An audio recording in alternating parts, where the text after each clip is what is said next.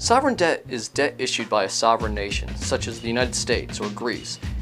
It's issued because countries spend more than they take in, so they borrow money. In other words, countries are borrowing to finance their repeated deficits.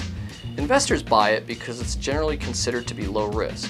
Now, while typically low risk, we worry if a country has too much debt.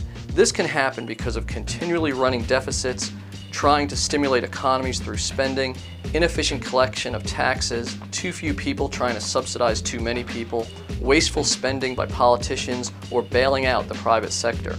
These problems can be exacerbated in recession when we spend more and we take in less in tax revenue. As a result, people are starting to fear sovereign debt. It's no longer seen as risk-free. As a very general rule of thumb, investors start to get nervous as a country's debt level reaches its GDP level. But this all depends. Does the country have a plan to reduce their deficit?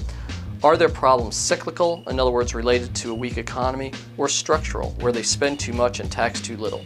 Who owns the debt? If the debt is mostly owned by the nation's citizens, then there's less chance of massive selling. Does the country issue its own currency that others want to hold? That matters too. In sum, sovereign debt has become a lot more complicated in recent times.